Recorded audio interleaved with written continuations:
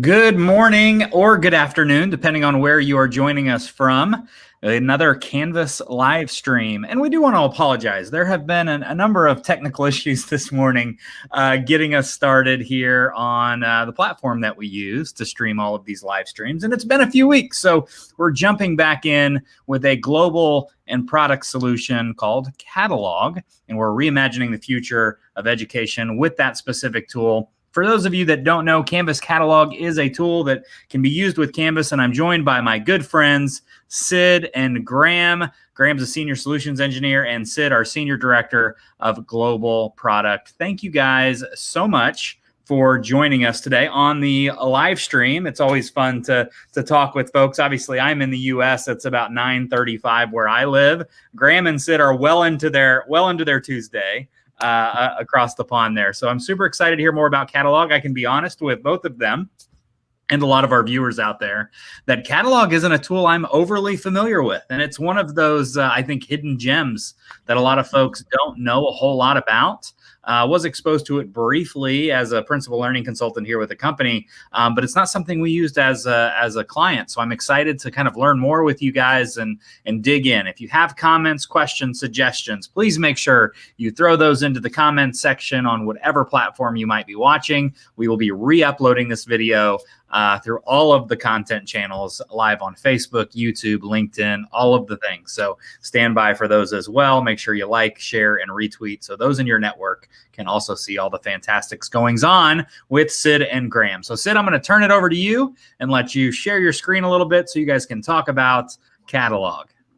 Fantastic. Thank you so much, Eddie, for that warm introduction, and happy to speak with our audience today. And once again, good afternoon, evening, or morning, depending on when you're watching this. Really excited to be here today to speak to you all about Canvas Catalog and some of the great stuff that's going on, and kind of walk you through how and where it may be applicable for your institution in a more meaningful capacity.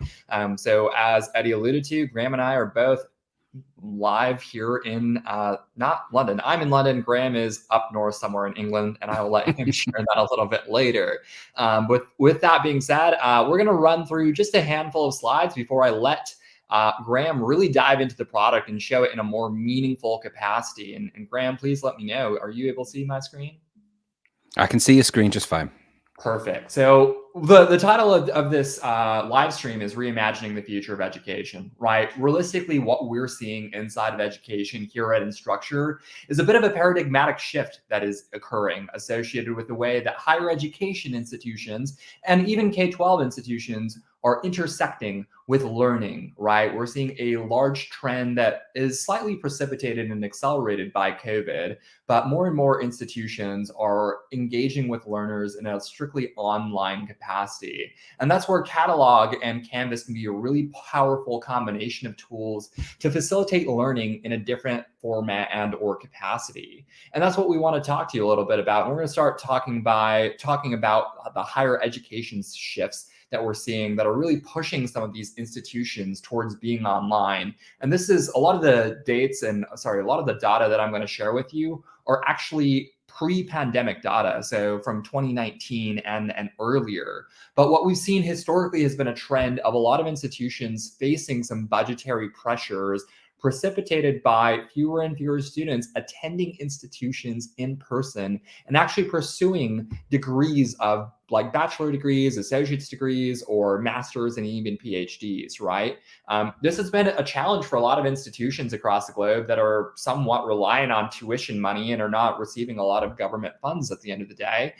Or those institutions, if you are inside of the K-12 sector, that may be performance-based public funding at the end of the day. So a lot of that has translated into this expansion of online, right? Where you can offer your programs. If you're based out of Indiana, like Eddie is, you can be reaching users in Florida, California, Washington, or even users inside of the UK. What this enables is to really identify different mechanisms to engage with different types of learners, people that want to upskill, that may have dropped out of college, may have already graduated college, but what we have really identified, and as many may be aware out there, is that there is a skills gap that exists inside of the workforce. So many individuals are looking to really immerse themselves in different mechanisms or avenues for education that can result in more meaningful employment opportunities for the future. Secondarily, we've really seen a shift in terms of who really has the power in this relationship between students and institutions at the end of the day. And what that really means is that students are more consumers now than they ever have been, where they have a multitude of opportunities to decide where do they want to receive their education. Is it going to be through their state institution? Are they going to go to a private institution? Or would they go attend a boot camp at the end of the day to become a programmer or whatever other education discipline that they may want to follow? And some of that's precipitated by some of the budgetary pressures that are identified a bit above, but are actually applied to the student at the end of the day, where many individuals do not want to take out that debt and still want to be meaningful members of the workforce. So what that really materializes into are what we're calling non-degree programs, which means that more students need something to show in order to gain those meaningful employment opportunities. We have those individuals that maybe identify as underemployed, where they're just not necessarily have the skills that they need in order to really make ends meet. And I think those are some of the challenges that we have to deal with on a day-to-day basis inside of our communities. And then lastly is global competition. Once again, this derives off of the fact that students are consumers, meaning that they have a multitude of different avenues that they could pursue. They could work with a different massive online content course. They could attend one of the mega universities out there that are strictly online, that are also more price competitive than spending money at many traditional institutions. And what that translates into are some different types of employer partnerships, where we're starting to see a dynamic shift with the way that employers are now working with public institutions and private institutions to garner education content and realistically student talent to distribute different ways for them to recruit learners of the future, right? Going back to what I spoke about a little bit earlier is this notion of the public skills gap or the work skills gap that individuals have, and that institutions are seeking at the end of the day. So those employers that are a little bit more innovative are looking for some different universities and colleges across the globe that they can partner with in order to deliver and really cultivate new talent that could enter their organization. So I just wanted to share a couple of stats of some customer listening insight themes. This is derived from interviews that me and my team have done over actually 2021, so over the last 9 months, where we've spoken to our existing Canvas customers and instructor partners across North America, Europe, Middle East, and Africa, as well as the Asia Pacific.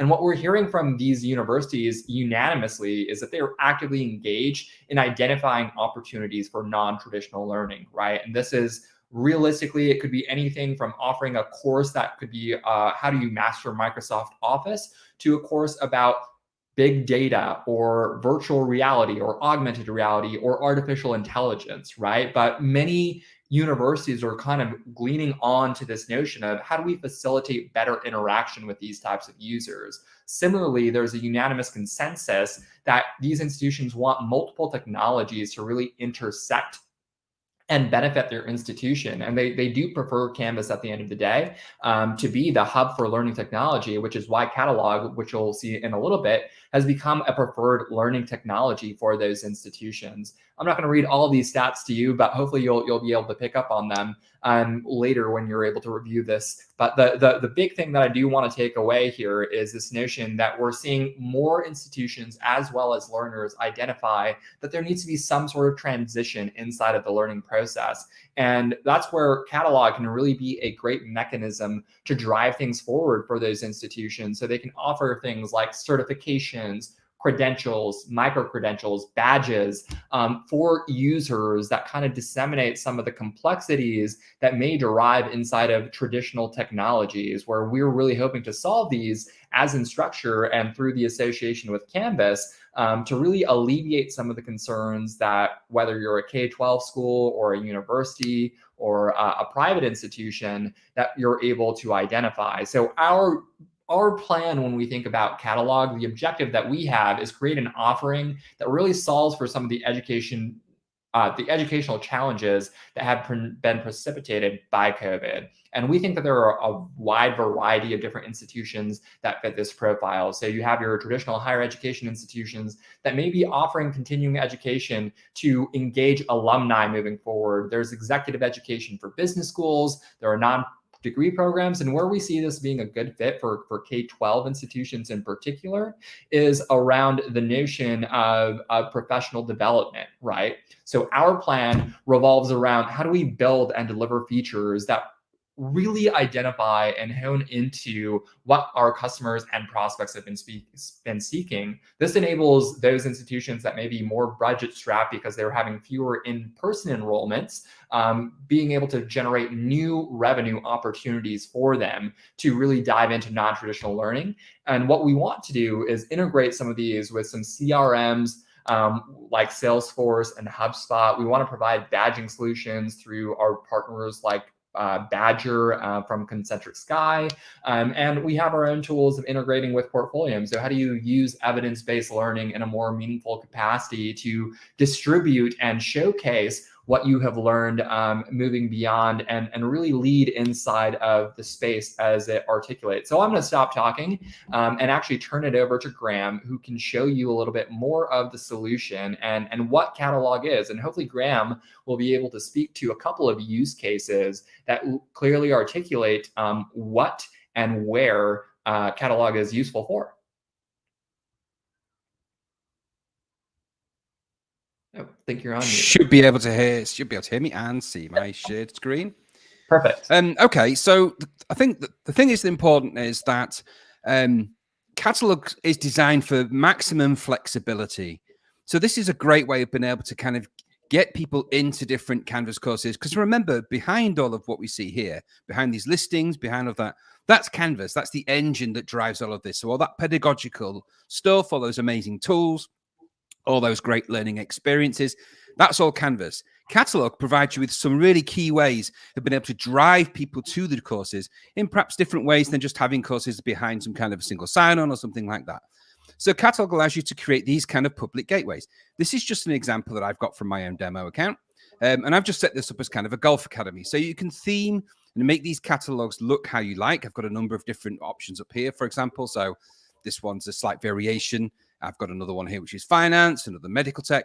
Now, the reason you can do that is because right from the get-go, you're not restricted to simply one catalog. You can create multiple catalogs. Remember what you said about flexibility. You can set up a catalog for a faculty or a catalog for a department or a catalog for a range of courses or for a specific subject. You're not limited to the number of catalogs you can set up. They all have their own administrative layer, and they all are enabled to be themed and changed accordingly. Now, obviously, the layout for this part here where the course listings live, that's not going to change dramatically because that's kind of by design. Really, the whole system's is by design to get people in, get people enrolled, and get people on those courses and get them going through Canvas and that learning experience. And so the easier you make that route, the better. So you don't want to put lots and lots of complexity in the way. This is the reason why Amazon is the most successful shop on earth, is because you can go there, one click and buy something. And that principle of that logic is very important. So we don't want to put too many barriers in the way. So from here, if I'm wanting to enroll on any of these courses, now these courses that you see here are actually linked directly to my Canvas courses. So I don't have to reinvent the wheel. I don't have to rebuild lots of courses 2 or 3 or 4 times. I can either use one course and just create another way in and create an entire enrollment strand for that, for self-enrollment or however I choose. Or I can, in fact, put courses in different ways in Canvas and utilize them. Flexibility is the key, remember. So as a learner, I'm interested in this course. I click here, click the enroll button, fill in some basic details, and that's it. It'll send me an email, and I'm in. It's as quick as that. And I'm in Canvas then, engaging with my Canvasy stuff, doing all the really cool things that I like to do. And it's as quick as that. Once you're in Canvas, of course, you can use the Canvas app. You can do all those other cool Canvas things. So when you're in the Canvas sphere, this is really designed to get you through the door very quickly. From an administrative point of view, it's designed to be super quick too. So here I can control and see all my list of catalogs. So I can very quickly just add another catalog if I want to, go through some configurations. And within about 5 minutes and a little bit of configuration, that can be live. All my courses, remember, it might already exist inside of my Canvas. So if I want to add new courses, I can add a course, search through my Canvas courses, and then find it. And then all I've got to do is go through some setups. The setup as far as catalog is concerned is really just to create that kind of listing tile that you saw. So to create this and that sort of gateway in, once I've gone through some of those options and created those, that listing can be live within 5 to 10 minutes and we're ready to go. We're ready to enroll. It's as fast as that by design. Now, this snapshot view you see here is just a list of all the various crazy courses that I've got in my catalog. It ranges from golf all the way to cardiac surgery. Not sure what kind of career direction I'm heading in there, but there you go. But also you'll notice this program option here. So there's actually two kinds of listing in catalog. One is the course, which is a link to a Canvas course. The other one is a program. A program is a linked series of courses. And but what do we mean by that? Well, if I've created 5 courses, 5 listings, and I want to create a kind of a pathway through those, well, I can do that using a program. And so what happens here, of course, as you can see, each one of these individual courses becomes the part of the program, and I can either choose that the students go through them sequentially, or I can simply let them do whenever they like. But the long and the short of it is that it means instead of it just being about course per course per course, I can create lists and requirements of programs. And of course, I can add a certificate at the end of that program as well. Now, all of the enrollment into those courses, all of that sort of back-end logic, that's all taken care of by Catalog. Catalog will do that. All the end user really needs to worry about is getting that, clicking on the right listing, and then getting involved. And of course, without going too far into all of the administrative details, you've got a lot of control how those catalog listings appear, because of course you can change the theme of this. So if I go quickly look at a listing while we've got a little bit of time, let's just take a quick look at inside of one just to see what they might look like. So really, remember what I said about creating that course card? I create the course card super easily, add my text, and there's just some options I wanted to highlight. So one of the great things about this flexible approach to these listings is that I can add things that don't necessarily relate to just it being a Canvas course. This is like a Canvas course plus. So for example, I can choose that this course needs to be completed in 56 days. I can add a credit value to that course. The credit value is kind of arbitrary, but for me, that might be a credit value that I've added that aligns with my institutional credit practices. So, for example, as a CPD tool, you might say to the employees, we want you to complete 200 credits worth of courses over this year. And here are 60 courses on our catalog. Go and choose from those ones. They all have their own credit values, and that credit value can then be accumulated. And you can then produce a transcript at the end of that, which proves that you've enrolled, that you've taken those courses, and you've completed them. And of course, you'll have the certificates if you choose to at the end. And of course, there's also the enrollment fee. Now, not every course necessarily you might want to monetize courses, and you might want to do that. And I've seen this done in the field where you can create either free courses for people to enroll in, or you can actually add a value to them. The only difference as far as your end user is concerned, of course, is that instead of going to a sort of detail page and then going to the enroll button, there's a pay button there, which takes them to a payment gateway, which can be one of, I think, about 8 to 10, which can be directly linked. More commonly, I've seen it used with PayPal, where you go there. PayPal basically sends them the thumbs up, thumbs down, a bit like the old Roman gladiators. Big thumbs up from the emperor. That means you're into the course, and away you go. And that's kind of really super top level catalog stuff. It's designed to be simple to administrate. It simply provides an additional top layer on Canvas. But remember, behind the scenes, the engine that drives this, that's Canvas. So it has all that power, and then you can create all these different gateways. And to give you a good working example, we once set up we had a lot of students that wanted to do the Adobe accreditations. And the Adobe accreditations need an exam, and they need a load of course materials. So we set up an Adobe catalog just for our institution. Students could then go and pay for this additional course. It was what we called a bolt-on. So they could go pay for the additional bolt-on accreditation and then study that in their own time. We marketed it as cheaper than a night out, which it probably was for some of the students. But it was incredibly popular, and we saw a surge of creative students want to do the Adobe Photoshop and Illustrator bolt-on qualifications. And that was all courses that we already had in Canvas. We just needed to push out some additional bits for the catalog, and they were live within about half a day once we got all the information from the various items in and got all of that, and then they were ready to go. And then instantly they were hugely successful and popular. That's just one example. With a flexible system like this, I can imagine there's a whole range of things you could do with it. But that's super top level. I'm sure that Sid will be able to fill any extra details on top of that. What do you think, Eddie? Do you like it? Yeah, it's super flexible, and we had some questions come into the chat from Gerardo on YouTube talking about he's kind of working with Canvas, or has been trying to work with Canvas for a few months, and he's not seeing some flexibility. So we found out what institution he was from. I'm going to see if somebody can reach out to him and kind of work with them directly. But it looks like here a question from Jason on Facebook: if the user starts individual courses before starting the program, when they do start the program, does it give credit for courses already taken? Not sure if that's a question that we can ask or not, or we can get them in some of that. And then we want to talk about, Gerardo also would like to talk about tracking with Google Analytics if possible. So there are two questions that you on for you and Sid, and I'll let you guys take those over. But yeah, you got me at Golf Academy. So you had me the moment that I saw the Golf Academy. Do you know, Eddie, the worrying thing is I know nothing about golf. So anything you saw in there is completely guesswork. I was bought in just by the graphics and the topic for sure. Yeah, so let's hit those questions, Eddie. Starting with Jason in terms of whether or not those individual courses, if they're concluded before starting the program, whether or not you can give credit. Yeah, so the institutional admin definitely has flexibility to grant those permissions and kind of identify that the individual has completed the course.